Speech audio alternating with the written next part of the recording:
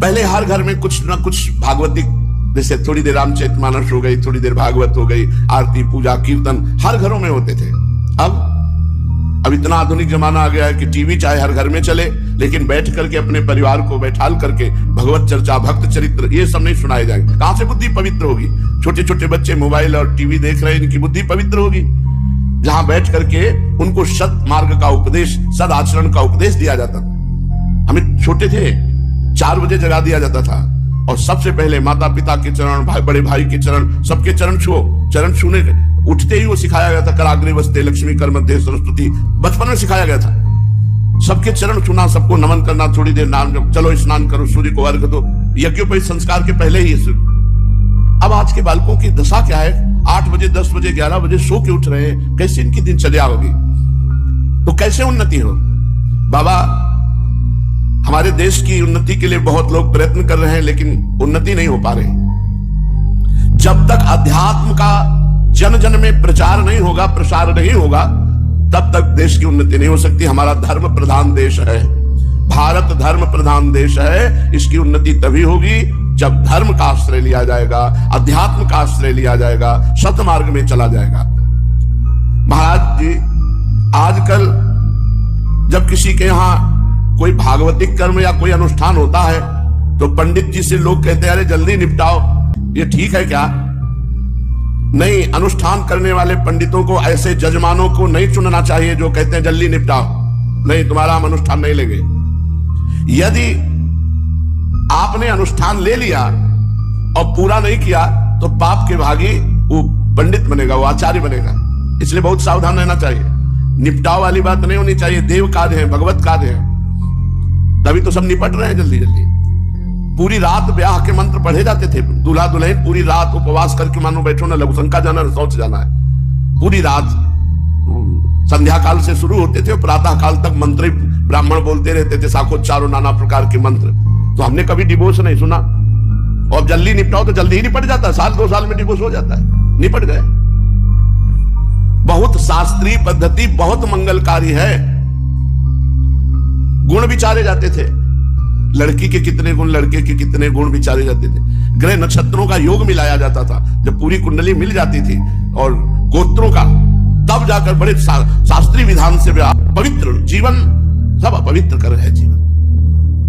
मन अपवित्र, बुद्धि अपवित्र, शरीर अपवित्र। कैसे भागवतिक जीवन, कैसे गृहस्थी मंगलमय? अरे गृहस्थी सबसे बड़ा धर्म है। विरक्त पैदा कहां होते हैं? गृहस्थों के यहां। विरक्तों का उदर पोषण किससे होता है? गृहस्थों से। विरक्तों की भजन की सामग्री कैसे पहुंचती? गृहस्थों से। गृहस्थ धर्म सबका पोषण करने वाला गृहस्थ धर्म है और उसको थोड़े से भजन में भगवत प्राप्ति हो जाती है। तो आचार्यों को चाहिए, पंडितों को चाहिए, ऐसे जजमानों का ही वर्णन न करें जो कहते हैं जल्दी निपटाओ। भला जो कर्मकांड जैसा निश्चित किया गया उसे जल्दी कैसे किया जा सकता है? लोग कर्मकांड में तो जल्दी करते हैं, लेकिन रात दिन गप्पे हाँकने में नहीं। खूब बातें करेंगे, संसारिक बातें करें। 3 घंटा मनोरंजन करने वाली फिल्म लग जाए, ये नहीं कहेंगे जल्दी निपटाओ। मतलब एक भी सीन नहीं छूटनी चाहिए। और वेद का, अरे जल्दी निपटाओ, तो उससे तुम लाभ नहीं ले पाओगे। महाराज जी, कोई माताओं बहनों के लिए उत्तम शिक्षा की बात कहिए। हम तो उत्तम शिक्षा की बात यही सबसे ज्यादा कहते हैं कि अपने चरित्र को पावन रखो। पूज्य बाबा प्रश्न किया कि माताओं बहनों के लिए कोई उत्तम बात कहो, तो बाबा कहते हैं हम सबसे पहले उत्तम बात यही कहते हैं कि अपने चरित्र को पावन रखो, चरित्र को पवित्र रखो। जो हमारा प्राचीन आचार विचार है वो बड़ा पवित्र है, उसी को अपनाओ, नवीन नहीं। नवीन आचार विचार देख लो, किसी दूसरे की वेशभूषा मत अपनाओ, अपने देश की वेशभूषा बड़ी पवित्र देश। पूज्य बाबा कहे भोजन बनाते समय अच्छे विचार रखें, नाम जप करें, तभी जितने परिवार के आपका हाथ का भोजन पाएंगे सबके विचार अच्छे होंगे। अगर भोजन बनाते समय विचार अच्छे रखे जाएं, भोजन पाते समय विचार अच्छे रखे जाएं, तो 24 घंटे अच्छे विचार आएंगे। और माताओं बहनों के लिए सबसे खास बात, जिनके साथ पाणी ग्रहण हुआ है उसमें भगवत भाव रखें। मेरा पति मेरे लिए मेरा साक्षात भगवान है, ऐसा भाव रखना। और पति को चाहिए कि पत्नी को अपना प्राण मानना, जैसे हम अपने प्राणों को बहुत दुलार करते हैं, ऐसे भाव रखना। महाराज जी, कहा जाता है कि स्त्रियां संतों के पास ना जाएं, ऐसा क्यों कहा जाता है? क्या ये ठीक है? ध्यान से सुनो, महापुरुषों की बातें हैं। सत्संग को पकड़ो, सभा में गई, सत्संग सुना और अपने आचरणों को सत्संग के अनुसार उतारो। अपने पति के प्रति भगवत भाव तभी आएगा जब आपके अंदर भाव आएगा। भाव आएगा तभी जब संत महापुरुषों का सत्संग करोगे, चाहे स्त्री हो चाहे पुरुष। पुरुष नपुंसक नारीवा जीव चराचर कोय, सर्व भाव भज कपट तज मोह परम प्रीसु। जब सत्संग सुनोगे तब विवेक आएगा, जब विवेक आएगा तब ये बात समझ में आएगी कि अपने पति में भगवान की भावना करना, अपने पत्नी को प्राणों के समान प्यार करना। और जब चौथी अवस्था आवे तो पति पत्नी को एकांत तपस्या में जीवन व्यतीत करना चाहिए, जैसे मनु शतरूपा जी ने किया। पति की आज्ञा के बिना पत्नी को कहीं भी नहीं जाना चाहिए, और पत्नी की सलाह के बिना पति को कहीं भी कोई धर्मानुष्ठान या कहीं तीर्थ यात्रा या कहीं भी, दोनों को एक दूसरे की अनुमति अत्यंत आवश्यक है। तभी प्रेम बनेगा, तभी गृहस्थ धर्म का निर्वाह होगा। किसी भी साधु महात्मा से जो गृहस्थ धर्म में है, हम प्रार्थना करते हैं कि ज्यादा लगाव वाली बात मत रखो। लगाव का मतलब उनसे एकांतिक मिलने वाली बात मत करो। सभा में बैठकर सत्संग सुनो, गुरु माना है मंत्र ले लो, उपासना में लगो, तो कभी तुम्हारी श्रद्धा नष्ट नहीं होगी, कभी तुम्हारा भाव नहीं बिगड़ेगा, कभी तुम्हारे अंदर दोष दृष्टि नहीं आएगी। कोई कोई महापुरुष आचार्य पद्धति से चलते हैं, कोई अवधूत पद्धति से चलते हैं, और कोई कोई बड़े विचित्र ढंग से चलते हैं। स्थितियां अलग अलग होती हैं, समझ पाना बड़ा कठिन होता है। संतों को संत ही समझ सकते हैं। और कोई कोई पाखंड से चलते हैं, कोई दंभ से चलते हैं। हमें कैसे पता चले कौन पाखंड से चल रहा है, कौन दंभ से चल रहा है, कौन सत्य से चल रहा है, कौन आचार्य कोटि से चल रहा है? अलग अलग संतों की रहनी है। तो हमें चाहिए कि जब समाज में प्रवचन हो रहा हो तो जाएं और बैठ जाएं, माताएं बहनें सब दूर से सत्संग सुने, दूर से प्रणाम करें और अपने आचरणों को सुधारें। सत्संग के वचनों के द्वारा, भगवान की लीला कथा सुनने के द्वारा तुम्हारा मंगल होगा। अगर तुम ज्यादा लगावपन करोगे, कोई सिद्ध पुरुष है तो साधुते हुए न कारज हानि, और अगर सिद्ध पुरुष नहीं है तो आपका दोष दर्शन बन जाएगा, आपका परमार्थ रुक जाएगा। इसलिए सबसे प्रार्थना है, दूरी बनाकर आप भी भजन करो और संत को भी भजन करने दो। भाव में खूब पूजो, नजदीक रहे, नजदीक नहीं, नजदीक वही निर्वाह। इसलिए देवर्षि नारद जी ने लिखा है, महासंगस्त दुर्लभो, महापुरुषों का संग दुर्लभ है। फिर लिखा अगम्यो, अगम्य है। अगर निर्वाह कर ले गए तो अमोघश्च, पूरे का पूरा भगवत प्राप्त हो जाओगे, कहीं भी त्रुटि नहीं रहेगी। अमोघश्च, अगर वो आदेश कर दे तो कुमार्ग में कदम रखने पर भी सतमार्ग की स्थिति आ जाएगी। बहुत बड़ी महापुरुषों में सामर्थ्य होती है, पर इतनी हमारी क्षमता कि हमारे अंदर उनके प्रति दोष दृष्टि ना आने पाए, हमारे हृदय में हर परिस्थिति में भगवत भाव रहे, ये बहुत बड़ी बात होती है, बहुत दुर्लभ बात होती है। तो हम क्या करें? दूर से सत्संग सुने, उनमें भगवत भाव करें और उस सत्संग को अपने आचरण में उतारे, तो कभी आपके अंदर संत अपराध नहीं बनेगा, वैष्णव अपराध नहीं बनेगा, संत दोष नहीं बनेगा। महाराज जी और कुछ माताओं बहनों के विषय में आप, बहुत अच्छी बात यह है कि खान पान में समान भाव रखे। ऐसा ना हो कि अच्छी अच्छी वस्तुएं अपने लिए रखे और अन्य सब परिवार को।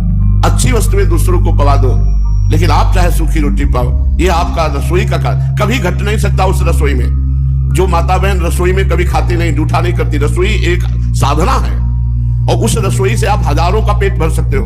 अगर आप रसोई जूठी ना करें, रसोई अपवित्र ना करें और रसोई बनाने वाला सबसे बाद के पावे और सबसे बची हुई वस्तुएं पावे, ये नहीं कि अच्छी अच्छी अपने लिए निकाल के रख लिए। अगर ऐसा करेगा तो अन्नपूर्णा उसकी कभी रसोई से नहीं हट सकती।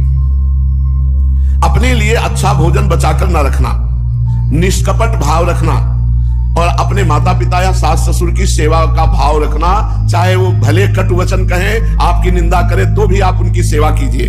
अगर ऐसा आप करेंगे तो भगवान आपकी हर कामनाएं पूर्ण करेंगे, भगवान आपकी रक्षा करेंगे। माताओं बहनों को चाहिए कि अपने परिवार के अलावा किसी अन्य से कोई वस्तु ना ले और ना मांगे। किसी अन्य के पास एकांत में ना जाए, ना एकांत समय दे। माताओं बहनों को चाहिए कि अगर कहीं आपको बाजार जाना है, कहीं भ्रमण करना है कहीं, तो घर की अनुमति बड़े बुजुर्गों की होनी चाहिए। माताओं बहनों को चाहिए कि वो किसी ऐसे लोगों का संसर्ग ना करे जिनकी एक बार चंचलता देख ली है, चाहे वो बहनोई हो, चाहे वो फूफा हो, चाहे वो रिश्तेदार नातेदार कोई भी हो। अगर एक बार तुम्हारी दृष्टि में आ गया है कि इनके अंदर संयम नहीं है, ये चंचल पुरुष है, तो उनका संग नहीं करना चाहिए। पहली बात, पर पुरुष का दर्शन, पर पुरुष का चिंतन, पर पुरुष के साथ संभाषण और पर पुरुष का स्पर्श एकांत में सदा ही वर्जित है। वो कोई भी रिश्तेदार नातेदार हो।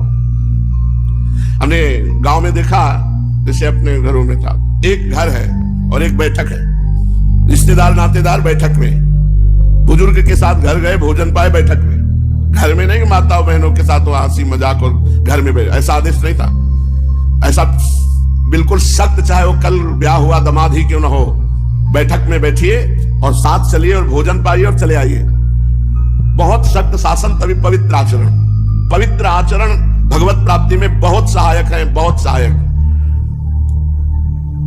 जो पुरुष एक पत्नी व्रत धारण करना चाहता है, उसे परिस्त्री दर्शन, परिस्त्री चिंतन, परिस्त्रियों से संभाषण, परिस्त्रियों से एकांत में वार्ता, स्पर्श, इसका त्याग कर देना चाहिए।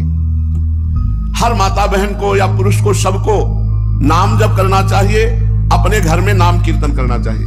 जिनको ये लगता है कि हमारे घर में बाहरी चक्कर है, बाहरी चक्कर, भूत प्रेत पिशाच, कोई किसी ने टुटका कर दिया, नाम कीर्तन अपने घर में 10 मिनट कर लीजिए, सब खत्म। कहीं किसी झाड़ फूक की बात नहीं है।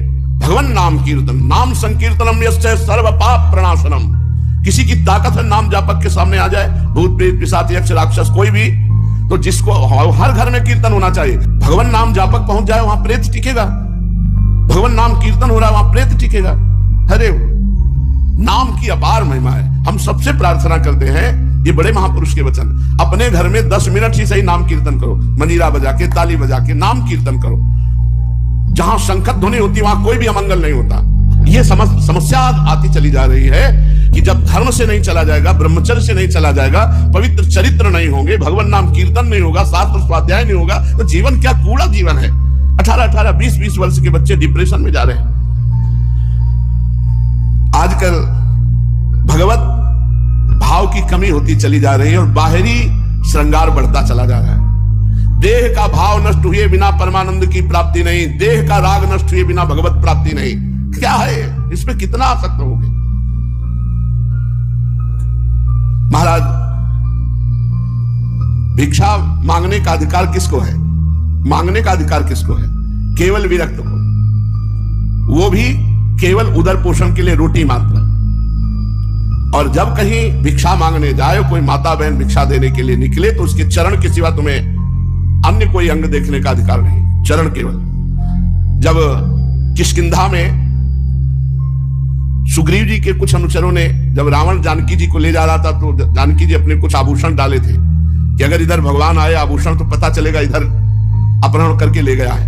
तो आभूषण दिखाए श्री राम जी को, तो राम जी लक्ष्मण जी से पूछ रहे हैं कि ये आभूषण जानकी के ही है? तो उनका, भैया यदि चरण के कोई आभूषण हो तो मुझे दिखाओ। चरण के, जैसे बिछिया है, नूपुर, ये तो हम पहचान सकते हैं, लेकिन माता के अन्य आभूषणों को हम नहीं जान सकते। लक्ष्मण जी ने कहा कि हम भ्राता की, तो मां के समान, हम माता सीता के चरणों के आभूषण तो बता सकते हैं, अन्य आभूषण हम, क्योंकि माता के आभूषण को देखा ही नहीं। तो हमारे लिए जब भिक्षा के लिए जाएं, अगर कोई माता बहन भिक्षा देती तो केवल चरणों की तरफ देखना है, अन्य अंगों की तरफ नहीं। महाराज जी, आजकल लोग विदेश यात्रा करना बड़ा शुभ समझते हैं, बड़े बड़े विद्वान लोग भी, और बड़ा गर्व मानते हैं। महाराज जी, क्या विदेश जाना पाप है? बाबा ने उत्तर दिया, विदेश जाना इसलिए निषेध बताया गया है कि वहां का धर्म, वहां का खान पान, वहां का व्यवहार, विदेशी व्यवहार, विदेशी खान पान और विदेशी आचरण, ये हमारे भारत की पवित्रता को नष्ट करने वाले हैं। तो यहां बाबा कह रहे हैं कि ऐसे नहीं कि आप जा रहे हो तो पाप ही हो गया, जाना पाप नहीं है, लेकिन वहां का आचरण, वहां का खान पान, वहां का व्यवहार अपने भारतीय धर्म से बिलग है, कोई बिरला ही बचा पाएगा। शास्त्रों ने इसीलिए सावधान किया है। वर्तमान में विदेशी संसर्ग का यह फल हुआ है। बाबा कह रहे हैं छोटे छोटे बच्चे भी सिगरेट पीने लगे, नशा करने लगे। बाबा के सामने मोबाइल नहीं चला था, नहीं लिख देते, मोबाइल देखने लगे और पहनावा विदेशी पसंद करने लगे। स्वदेशे स्ववेशे स्वधर्मे स्ववर्णे जनानाम प्रशस्या प्ररूढ़ो अनुरागः। अपने देश के धर्म में, अपने देश के वेश में, अपने देश के खान पान में अनुराग रखना चाहिए। अपने देश की पवित्रता बहुत, और इसी पवित्रता से जीवन मुक्तता, भगवत प्राप्ति नहीं, कहीं ये चर्चा नहीं जीवन मुक्त की। स्वर्ग नर्क के अलावा और कोई चर्चा नहीं है। अगर कहीं चर्चा है तो किसी भारत के ब्रह्म ऋषि के द्वारा दी गई है।